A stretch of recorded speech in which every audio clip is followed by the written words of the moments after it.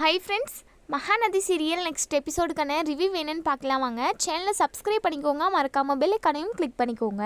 ரொம்பவே இன்ட்ரெஸ்டிங்கான ரிவ்யூன்னே சொல்லலாம். நம்ம காவேரி இங்கே விஜய் சொன்ன மாதிரியே பங்கஜ மாமி வீட்டுக்கு வராங்க. காவேரியை பார்த்த விஜய்க்கு அவ்வளோ ஒரு சந்தோஷம். வா காவேரி, உனக்காக தான் நான் வெயிட் பண்ணிக்கிட்டு இருக்கேன்.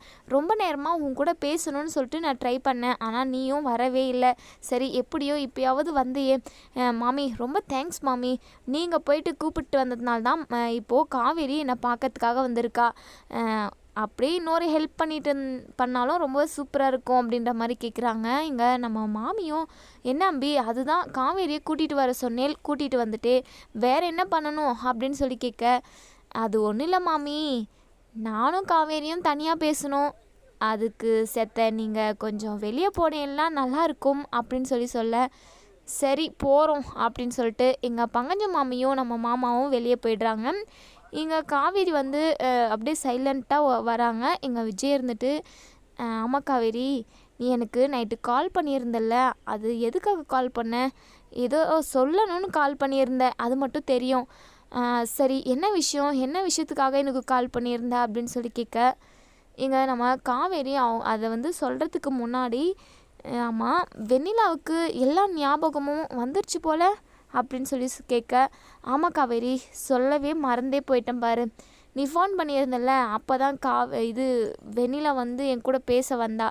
அவளுக்கு எல்லா ஞாபகமும் வந்துருச்சு. நாங்கள் லவ் பண்ணது, அவங்க அப்பா அம்மா இறந்தது, எல்லா விஷயத்துமே ஞாபகமாக சொல்கிறா. ஆனால் எல்லாமே பேசிட்டு கொஞ்ச நேரத்தில் மயங்கி விழுந்துடுறா காவேரி அப்படின்னு சொல்கிறாங்க. சரிங்க, வெண்ணிலாவுக்கு எல்லா ஞாபகமும் வந்துருச்சு, ஓகே. நீங்கள் உங்களுக்கும் எனக்கும் கல்யாணம் நடந்துருச்சு அப்படிங்கிற விஷயத்த நீங்கள் சொன்னீங்களா அப்படின்னு சொல்லி கேட்குறாங்க. இங்கே விஜயோ யோசிக்கிறாங்க. என்னங்க யோசிக்கிறீங்க, சொன்னீங்களா இல்லையா அப்படின்னு சொல்லி கேட்க, அது காவேரி சொல்லலை. ஏன்னா வெண்ணிலா எந்த அளவுக்கு க்யூர் ஆயிருக்கானே எனக்கு தெரியல. இப்போன்னு பார்த்து உனக்கு எனக்கும் கல்யாணம் நடந்திருக்கு அப்படின்ற விஷயத்த சொன்னேன்னா அவளுக்கு திரும்பவும் அதாவது மெமரி லாஸ் ஆகிறதுக்கு நிறைய சான்ஸ் இருக்குது அப்படின்றதுக்காக தான் நான் இப்போ சொல்ல வேண்டாம், இன்னும் கொஞ்ச நாள் போகட்டும் அப்படின்னு சொல்லிட்டு நினச்சேன் காவேரி. நமக்கு 2 பேருக்கும் கல்யாணம் நடந்த விஷயத்த நான் சொல்லலை அப்படின்னு சொல்கிறாங்க. எங்கள் காவேரிக்கு பயங்கரமாக டென்ஷன் ஆகுது. அப்படியே முகமெல்லாம் ஒரு மாதிரி மாறிடுது, அப்செட் ஆகிடுறாங்க. என்ன காவேரி, என் மேலே உனக்கு கோவமா? அது ஒன்றும் இல்லை காவேரி, இத்தனை நாளாக வெண்ணிலா பழைய ஞாபகத்தை எல்லாத்தையும் மறந்துட்டு இப்போ தான் ஓரளவுக்கு க்யூர் திரும்பவும் எனக்கு கல்யாணம் நடந்துருச்சு அப்படின்னு சொல்லிட்டு அவளுக்கு ஒரு அதிர்ச்சியான விஷயத்த சொன்னோம் அப்படின்னா கண்டிப்பாக அவளுக்கு ஏதாவது ஒன்று நடக்கிறதுக்கு வாய்ப்பு இருக்குது காவேரி. அதனால தான் நான் விஷயத்த சொல்லலை, நீ எதுவும் தப்பாக நினச்சிக்காத அப்படின்னு சொல்கிறாங்க. எங்கள் காவேரிக்கு மனசே தாங்கலை, ரொம்பவே ஃபீல் பண்ணுறாங்க. ஏங்க, உங்கள் மனசில் நீங்கள் என்ன தான் நினச்சிக்கிட்டு இருக்கீங்க? நமக்கு கல்யாணம் ஆன விஷயத்த நீங்கள் வெண்ணிலா கிட்ட சொல்லியிருக்கணும்ல. அவங்களுக்கு தான் திரும்பவும் எல்லா ஞாபகம் வந்துருச்சு. நமக்கு கல்யாணம் நடந்துருச்சு அப்படிங்கிற விஷயத்த சொல்கிறதுக்கு அப்படி என்ன கஷ்டம்? இங்கே பாருங்கள், உங்களுக்கு உண்மையாகவே என் மேலே பாசம் அப்படின்னு ஒன்று இருந்தால் கண்டிப்பாக அந்த வெண்ணிலா அந்த வீட்டில் இருக்கவே கூடாது. வெண்ணிலா அந்த வீட்டில் இருக்கக்கூடாது, அதே சமயம் அவள் மனசில் நீங்கள் இருக்கக்கூடாது. அதுதான் முக்கியமே. அந்த வீட்டை விட்டு வெண்ணிலா எப்போ போகிறாளோ அப்போ தான் நான் அந்த வீட்டுக்கு வருவேன் அப்படிங்கிற மாதிரி இங்கே நம்ம காவேரி விஜய்கிட்ட சொல்கிறாங்க. விஜய்க்கு என்ன பண்ணுறதுனே தெரியல. இங்கே பாரு காவேரி, தயவு செஞ்சு நம்ம வீட்டுக்கே போகலாம், ப்ளீஸ் வா. நான் ஏற்கனவே உங்ககிட்ட சொல்லியிருப்பேன், வெண்ணிலா மேலே எனக்கு எந்த ஒரு தப்பான எண்ணமும் இல்லைன்னு சொல்லி நிறைய டைம் சொல்லிட்டேன். அதை நீ புரிஞ்சுக்கிறேன் அப்படின்னும் சொல்லிட்டேன். ஆனால் இப்போது இப்படி பேசுகிறியே அப்படின்னு சொல்லி கேட்க, ஏங்க நான் மாற்றி பேசுகிறேன்னா இருந்தாலும் என்ன தான் நீங்கள் சொன்னாலுமே கண்டிப்பாக என் மனசு ஏற்றுக்காதுங்க. வெண்ணிலா அந்த வீட்டில் இருக்கிற வரைக்கும் நான் அந்த வீட்டுக்கே வரமாட்டேன். சரிங்க, நான் போகிறேன், அம்மா தேடுவாங்க அப்படின்னு சொல்கிறாங்க. உடனே விஜய் இருந்துட்டு நம்ம காவேரி கையை பிடிச்சிக்கிறாங்க. காவேரியோ, இங்கே பாருங்கள், கையை விடுங்க. உங்களுக்கு கொஞ்சம் கூட என் மேலே பாசமும் அக்கறையும் எதுவுமே கிடையாது. அப்படி ஒன்று இருந்திருந்தால் கண்டிப்பாக நீங்கள் வெண்ணிலா கிட்ட நடந்த விஷயத்தை எல்லாத்தையுமே சொல்லி வெண்ணிலாவுக்கு புரிய வச்சுருந்துருக்கணும். அப்படி நீங்கள் செய்யவே இல்லை. உங்களுக்கு ஏதோ ஒரு உள்நோக்கம் இருக்குது, 2 எண்ணம் இருக்குது போல் உங்களுக்கு அப்படின்னு சொல்கிறாங்க. அப்படியெல்லாம் இல்லை காவேரி, தயவு செஞ்சு என்னை தப்பாக புரிஞ்சுக்காத. நீ மட்டும்தாண்டி என் உலகமே, அதை ஏன் நீ புரிஞ்சுக்க மாட்டேங்கிற அப்படின்னு சொல்லிட்டு நம்ம விஜய் காவேரிக்கு என்னென்னமோ சொல்லி புரிய வைக்கிறாங்க. என்னதான் இருந்தாலும் நம்ம காவேரியை நினைக்கிறது கரெக்டு தான். இங்கே விஜய் வந்து வெண்ணிலா கிட்ட நடந்த விஷயத்தெல்லாம் சொல்லி புரிய வைக்க ட்ரை பண்ணியிருக்கலாம். ஆனால் நம்ம விஜய் வந்து என்ன நினைக்கிறாங்கன்னா, திரும்பவும் வெண்ணிலாவுக்கு அதாவது திரும்பவும் பழசை எல்லாத்தையுமே மறந்துட்டாங்கன்னா என்ன பண்ணுறது, ஒரு திடீர்னு அதிர்ச்சியான ஒரு விஷயத்த சொன்னால் அவங்க தாங்குவாங்களா அப்படிங்கிற மாதிரி இங்கே விஜய் வந்து யோசித்தாங்க. இன்னொரு சைடு இங்கே நம்ம பாட்டிமாவும் தாத்தாவும் பேசி புலம்பிக்கிட்டு இருக்காங்க. இந்த வெண்ணிலா எப்போ பாரு விஜய் விஜய்ன்னு சொல்லி விஜய் பேரவே கூப்பிட்டுக்கிட்டு இருக்கா. எப்போ தான் இவ விஜய் வாழ்க்கை விட்டு போவான்னு தெரியல.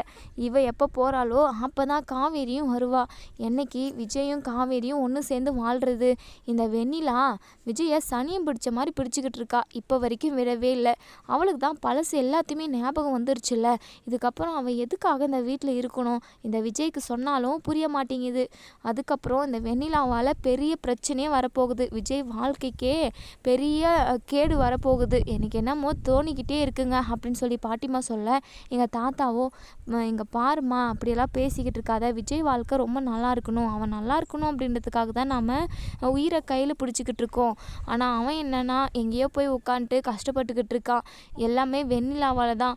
காவேரி தன் கூடவே இருக்கணும், காவேரி வந்தால் தான் நான் இந்த வீட்டுக்கு வருவேன்னு சொல்லி அடம் பிடிச்சி உட்காந்துருக்கான். என்ன தான் பண்ண முடியும் அப்படின்னு சொல்லி நினச்சிக்கிட்டு இருக்காங்க. ரெண்டு பேரும் பேசி ரொம்பவே ஃபீல் பண்ணிக்கிட்டு இருக்காங்க. விஜயோட வாழ்க்கை இப்படி இருக்கே, காவேரியும் விஜயும் பிரிஞ்சு இருக்காங்களே அப்படின்னு சொல்லிட்டு ரொம்பவே வருத்தப்பட்டுக்கிட்டு இருக்காங்க. இன்னொரு சைடு இங்கே சாரதா வந்து என்ன இந்த காவேரி போன இன்னுமே வரலையே, என்ன பண்ணிக்கிட்டு இருக்கா, அடிக்கடிக்கு வாமிட் பண்ணிக்கிட்டே இருக்கிறா வேற. சரி என்னென்னு போய் கீழே பார்ப்போம் அப்படின்னு சொல்லிட்டு பங்கஜ மாமி வீட்டுக்கே வராங்க. இங்கே விஜயும் காவேரியும் ஒன்று சேர்ந்து பேசிக்கிட்டு இருக்காங்க. அவங்கள பார்த்துட்டு இங்கே நம்ம சாரதாவுக்கும் அவ்வளோ ஒரு கோவம்.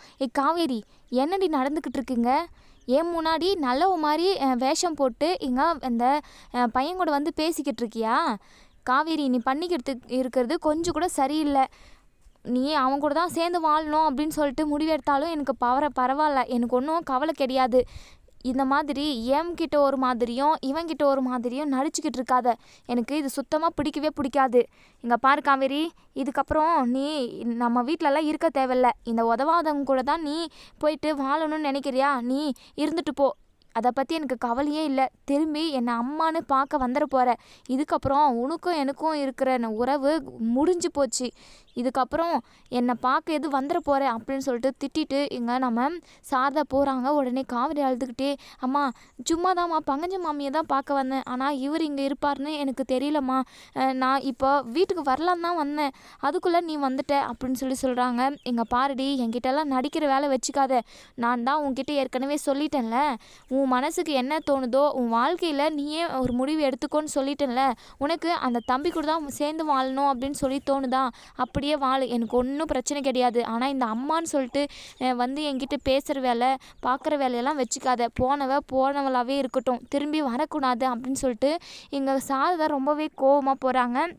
இங்கே நம்ம விஜய் வந்து மனசுக்குள்ளே நினைக்கிறாங்க, காவேரியோட அம்மாவே அவள் வாழ்க்கையில் என்ன முடிவு எடுக்கணுன்ற ஒரு டிசிஷன், அதாவது அந்த முடிவை வந்து அவள் கையிலே கொடுத்துட்ருக்காங்க. ஏன் இவன் நம்ம கூட வந்து வீட்டுக்கு போகலாம், நம்ம 2 பேரும் ஒன்று சேர்ந்து வாழலான்னு சொல்லவே இல்லை அப்படின்னு சொல்லிட்டு விஜய் வந்து பயங்கரமாக யோசிக்கிறாங்க. அப்போ தான் அவங்களுக்கு தோணுது, ஓ வெண்ணிலா வீட்டில் இருக்கிறதுனால தான் காவேரி நம்ம கூட வரமாட்டேங்கிறா. ஃபஸ்ட்டு வெண்ணிலாவுக்கு ஏதாவது ஒரு முடிவு கட்டணும் அப்படின்னு சொல்லிட்டு இங்கே நம்ம விஜய் வந்து வீட்டுக்கு போகிறாங்க. இன்னொரு சைடு இங்கே நம்ம வெண்ணிலா வந்து இங்கே தாத்தாக்கிட்டேயும் பாட்டிக்கிட்டேயும் கேட்குறாங்க, விஜய் எப்போ வருவார்? விஜய் காலையிலே போனார், இன்னுமே வரல, ஆஃபீஸில் நிறைய வேலை இருக்குமோ என்னவோ தெரியல. தாத்தா உங்கள் ஃபோன் கொடுங்க தாத்தா, நான் விஜய் கூட பேசணும் அப்படின்னு சொல்லி பேசிக்கிட்டு இருக்க நேரத்தில் இங்கே விஜய் வந்துடுறாங்க. விஜயை பார்த்ததுமே நம்ம வெண்ணிலா ஓடி வந்து கட்டி பிடிச்சிக்கிறாங்க. விஜய் காலையில் போனவர் இவ்வளோ நேரம் ஆச்சு, இப்போ தான் வரீங்களா? நான் உங்களை தேடிக்கிட்டே இருந்தேன், நீங்கள் எப்போ வருவீங்க அப்படின்னு சொல்லிட்டு வாசலவே பார்த்துக்கிட்டு இருந்தேன். ஏன் விஜய் ஒரு ஃபோன் பண்ணி கூட என் கூட பேச மாட்டிங்களா அப்படின்னு சொல்லிட்டு எங்கள் வெண்ணிலா பேசிக்கிட்டு இருக்க விஜய்க்கு பயங்கரமாக டென்ஷனாக இருக்குது. காவேரி ஒரு பக்கம் கோவமாக போயிட்டா. இப்போது வெண்ணிலா வேறு இப்படி பேசுகிறத நினச்சி ரொம்பவே டென்ஷன் ஆகுறாங்க. இருந்தாலும் வெண்ணிலா கிட்ட கோவத்தை காட்டக்கூடாது அப்படின்னு சொல்லிட்டு ரொம்பவே கட்டுப்பாடாக இருக்காங்க. இங்கே நம்ம தாத்தாவும் பாட்டியும் விஜயை மறைக்கிறாங்க. என்னடா இதெல்லாம் அப்படின்னு சொல்லிட்டு உடனே நம்ம விஜய் இருந்துட்டு, இங்கே பார் வெண்ணிலா, இந்த வீட்டில் நீ இருக்க ஓகே தான், நீ பாட்டுக்கு சாப்பிடு, ரெஸ்ட் எடு, வீட்டில் உள்ள தாத்தா பாட்டிங்க கூட ஜாலியாக பேசிக்கிட்டு இருக்கு இரு, நான் வந்து உன்னை பார்க்கணும், உன் கூட பேசணுன்னாலாம் எதிர்பார்க்காத, முன்ன மாதிரி இல்லை, என்னுடைய சுச்சுவேஷன் வேறு மாதிரி மாறிடுச்சு வெண்ணிலா அப்படின்னு சொல்கிறாங்க. என்னங்க மாறிடுச்சு? நீங்களும் நானும் லவ் பண்ணிக்கிட்டு இருக்கோம்ல, அது மாறல, என்ன மாறிடுச்சு? அப்போது நான் என்ன தான் பண்ணுறது, உங்கள் கூட நான் பேசக்கூடாதா அப்படின்னு சொல்லிட்டு வெண்ணிலா கேட்க, அப்படியெல்லாம் ஒன்றும் இல்லை வெண்ணிலா, என்னுடைய சுச்சுவேஷன் உங்ககிட்ட நான் எப்படி எடுத்து புரிய வைக்கிறதுன்னு எனக்கு சுத்தமாக தெரியல, தயவு செஞ்சு என்னை டென்ஷன் பண்ணாமல் நீ போயிட்டு உன் ரூமில் ரெஸ்ட் எடு வெண்ணிலா அப்படின்னு சொல்கிறாங்க. எங்கள் பாட்டியோ, வெண்ணிலா, அதுதான் விஜய் சொல்கிறான் இல்லை, அவன் ஏதோ பிரச்சனையில் வந்திருக்கான், ஆஃபீஸில் என்ன பிரச்சனையோ, அவனுக்கு நிறைய வேலை ப்ரெஷரு, இதில் நீ வேற அவனை டென்ஷனே தெரியா, போயிட்டு சும்மா உட்காந்து இருக்கிற வழியை விட்டுட்டு இங்கே வந்து அவனை டென்ஷன் பண்ணிக்கிட்டு இருக்காத, ஒழுங்கு மரியாதையாக அவன் ரூமுக்கு போ அப்படின்னு சொல்லி கத்துறாங்க. இங்கே விஜய் இருந்துட்டு, பாட்டி வெண்ணிலா கிட்டே எதுக்காக அப்படி பேசுகிறீங்க, இங்கே பாரு வெண்ணிலா, போயிட்டு நீ ரெஸ்ட் எடுப்போ, எனக்கு மைண்டே சரியில்லை, ஒரு மாதிரி ப்ரெஷராக இருக்குது அப்படின்னு சொல்கிறாங்க. என்ன விஜய், என்னாச்சு, ஆஃபீஸில் ஏதாச்சும் இஷ்யூவா அப்படின்னு கேட்குறாங்க. அதெல்லாம் என்ன மாதிரியான இஷ்யூவாக இருந்தாலும் நான் பார்த்துக்கிறேன், உனக்கு அதில் வேலையே இல்லை, போயிட்டு நீ ரெஸ்ட் எடுப்போ அப்படின்னு சொல்கிறாங்க. என்ன விஜய், என்ன உங்க கூட பேசவே விட மாட்டேங்கிறீங்க, என்னாச்சு உங்களுக்கு, ஏன் என்னை பிடிக்கலையா உங்களுக்கு அப்படின்னு கேட்குறாங்க. ஐயோ வெண்ணிலா, என்னை பேசி பேசி டென்ஷன் ஏற்றாத, எனக்கு கல்யாணம் நடந்துருச்சு, என் பொண்டாட்டி என்னை விட்டு பிரிஞ்சு போய் இருக்கா, அது எதனாலனா உன்னால தான், நீ இந்த வீட்டில் இருக்கிறதுனால தான் காவேரி இங்கே வர மாட்டேங்கிறா, அவளை எப்படியும் என்னால் சமாதானப்படுத்தவே முடியல, நீ இந்த வீட்டை விட்டு போனாதான் அவள் இந்த வீட்டுக்கே வருவா அப்படின்னு சொல்லிட்டு கோவத்தில் நம்ம விஜய் வந்து உண்மை எல்லாமே சொல்லிடுறாங்க. இங்கே வெண்ணிலாவுக்கு பயங்கர அதிர்ச்சியாக இருக்குது. என்ன விஜய் சொல்கிறீங்க, என்னை விட்டுட்டு நீங்கள் வேற ஒரு கல்யாணம் பண்ணிக்கிட்டீங்களா, எப்படி விஜய் உங்களுக்கு மனசு வந்தது, நான் உங்களவே நினச்சிக்கிட்டு இருக்கேன், இப்போ வரைக்கும் என் அம்மாவும் என் அப்பாவும் என்னை விட்டுட்டு போயிட்டாங்க, எல்லாமே உங்கள் சித்தப்பாவால், உங்கள் சித்தப்பா பண்ண என் கொடுமையால் என் அம்மாவும் என் அப்பாவும் போய் சேர்ந்துட்டாங்க, நான் உங்களவே நினச்சிக்கிட்டு இருக்கேன், இப்படி என்னை மோசம் பண்ணிட்டீங்களே விஜய், நான் கொஞ்சம் கூட எதிர்பார்க்கல, என்னை விட்டுட்டு வேற ஒருத்தி கழுத்தில் தாலி கட்டுறதுக்கு உங்களுக்கு எப்படி தான் விஜய் மனசு வந்தது அப்படின்னு சொல்லிட்டு இங்கே வெண்ணிலா அழுகுறாங்க. எங்கள் விஜய் இருந்துட்டு, இங்கே பார் வெண்ணிலா, ரொம்ப சாஃப்டாக பேசுகிறாங்க. வெண்ணிலாவுக்கு திரும்பவும் ஏதாவது உடம்பு சரியில்லாமல் போயிடக்கூடாது அப்படின்றதுக்காக, இங்கே பார் வெண்ணிலா, நான் சொல்கிறத கேளுமா, தயவு செஞ்சு கேளு, உன்னை நான் ரொம்ப நாள் தேடி தேடி பார்த்தேன், நீ கிடைக்கவே இல்லை, ஏதோ ஒரு சுச்சுவேஷனால் எனக்கும் காவேரிக்கும் கல்யாணம் நடந்துருச்சு, ஆனால் எங்கள் 2 பேருக்கும் பிடிச்சி போயெல்லாம் கல்யாணம் நடக்கலை, தாத்தாவுக்கும் பாட்டிக்கும் நான் கல்யாணம் பண்ணிக்காமல் இப்படியே இருக்கேனே அப்படின்னு சொல்லிட்டு ரொம்பவே வருத்தம், அவங்க வருத்தப்படக்கூடாது அப்படின்றதுக்காக தான் நான் காவேரியை பிடிக்காம தான் கல்யாணம் பண்ணேன், ஆனால் நடுவில் நாங்கள் 2 பேருமே ஒருத்தருக்கு ஒருத்தர் புரிஞ்சுக்கிட்டு 2 பேருமே வாழ ஆரம்பிச்சிட்டோம், எனக்கும் காவேரிக்கும் கல்யாணம் நடந்துருச்சு, இதுதான் நிஜம், நீ இதை ஏற்றுக்கிட்டு தான் ஆகணும், இதை அவங்கக்கிட்ட எப்படி சொல்கிறதுன்னு தெரியாமல் தான் நான் முழிச்சுக்கிட்டு இருந்தேன், இப்போது என் வாழ்க்கைக்கு பிரச்சனையாக இருக்கிறதே நீ தான் வெண்ணிலா, நீ இந்த வீட்டை விட்டு போகணும் அப்படின்னு சொல்லிட்டு தான் இங்கே காவேரியுமே சொல்லிக்கிட்டு இருக்கா, அவள் இந்த வீட்டுக்கு வரணும் அப்படின்னா நீ இந்த வீட்டில் இருக்கக்கூடாது, உன்னால் இந்த வீட்டில் நிறையவே பிரச்சனை வந்துச்சு, அதை எல்லாத்தையுமே நான் சமாளித்தேன், எதனாலனா உனக்கு சுயநினைவு எதுவுமே இல்லாமல் இருக்கே, நீ ரொம்ப நல்ல பொண்ணு, உன்னை நான் அப்படி நான் லவ் பண்ண பொண்ணு, உன்னை நான் அப்படியே விட்டுறக்கூடாது அப்படின்றதுக்காக தான் உன்னை என் வீட்டிலே இருக்க வச்சு உனக்கு ட்ரீட்மெண்ட் பார்த்தேன், நான் நினச்ச மாதிரி உனக்கு பழைய ஞாபகம் எல்லாமே திரும்ப வந்துருச்சு, இப்போது நீ உன்னுடைய வாழ்க்கை என்னமோ அதை பார்த்துக்கிட்டு போகணும், அப்படி இல்லைன்னா உனக்கு ஒரு நல்ல வாழ்க்கை அமைச்சு கொடுக்கறதுக்கும் நான் ரெடியாக இருக்கேன், நீ வந்து இந்த வீட்டை விட்டு போகணும், அதுதான் நான் சொல்ல வர்றதே உங்ககிட்ட, இதை சொன்னால் உனக்கு ஏதாச்சும் ஒன்று கணக்காக ஆகிடுமோ அப்படின்னு சொல்லிட்டு தான் நான் பயந்துக்கிட்டு இருந்தேன், இப்போ நான் சொன்னதெல்லாம் உனக்கு புரிஞ்சிச்சில்ல வெண்ணிலா, தயவு செஞ்சு என்னை விட்டுட்டு போயிடு, இதுக்கப்புறம் நீ இங்கே இருக்காத அப்படின்னு சொல்கிறாங்க. எங்கள் வெண்ணிலாவுக்கு மனசே தாங்கலை, அவங்க அதாவது இதெல்லாம் உண்மையா அப்படின்னு சொல்லிட்டு ஒரு மாதிரி ஆயிடுறாங்க, தலையை சுற்றுற மாதிரி இருக்கு, உடனே மயங்கி விழுந்துடுறாங்க, உடனே நர்ஸ் வந்து அவங்கள கூட்டிகிட்டு போயிட்டு ரூமில் ரெஸ்ட் எடுக்க வைக்கிறாங்க.